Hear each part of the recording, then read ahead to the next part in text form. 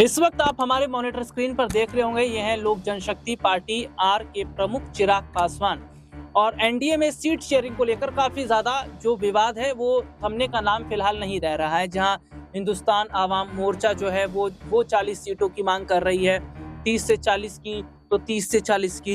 इनकी पार्टी भी यही मांग कर रही कि भैया हमें भी इतनी सीटें दी जाए। और हाल ही में एक खबर सामने आई है कि चिराग पासवान ने एक बड़ा स्टेटमेंट दिया है। और क्या स्टेटमेंट है वो मैं जरा अपने दर्शकों को जरूर बताना चाहूंगा कि जीतन राम मांझी ने बिहार चुनाव में 20 सीटें मांगी तो चिराग पासवान बोले ये ठीक नहीं, गठबंधन के अंदर उठाएं ऐसी बातें। तो 20 सीटों की जीतन राम मांझी ने मांग की है, जिससे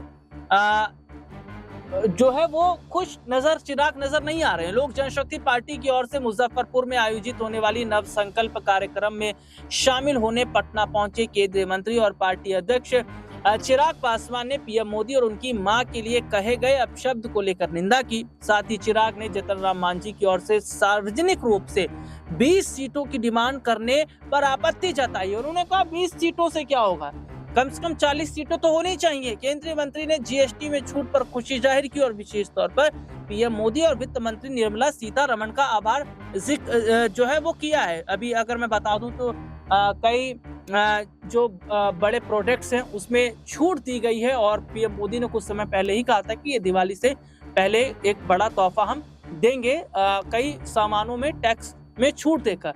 तो यहाँ पर क्या चिराग पासवान भी ये चाहते हैं कि जो जीतन राम मांझी पहले कह रहे थे कि हमने दिल्ली में जो है दिल्ली में हमने कुछ नहीं कहा, हमें झारखंड में आपने सीट नहीं दी, वहां कुछ नहीं कहा, लेकिन बिहार में नहीं रुकेंगे, कम से कम 30-40 सीटें 20 पर क्यों मान गए हैं। तो क्या चिराग पासवान चाहते हैं कि जो हिंदुस्तान आवाम मोर्चा है वो भी कम से कम 30 से 40 की मांग करे। हालांकि यहाँ पर ये देखिए कि प्रधानमंत्री नरेंद्र मोदी जी के ये हनुमान है चिराग पासवान। एक तरफ ये कहते हैं कि जब तक मोदी जी देश के प्रधानमंत्री तब तक वो कहीं नहीं जाएंगे, दूसरी तरफ उनकी पार्टी कहती कि भैया चिराग पासवान को सीएम चेहरे के तौर पर दिखाओ, दूसरी तरफ उनकी पार्टी ये कहती कि हमें 40 सीटें कम से कम चाहिए। तो एक तरफ मोदी जी के साथ होने की बात और एक तरफ अपने फायदे की बात। तो यहाँ ये देखा जा रहा है कि जो सीट शेयरिंग का मसला एनडीए के अंदर दिखाई दे रहा है, क्या ये मसला एनडीए के अंदर इसी तरीके से रहेगा, क्या इसका नुकसान भी उठाना पड़ सकता है। क्या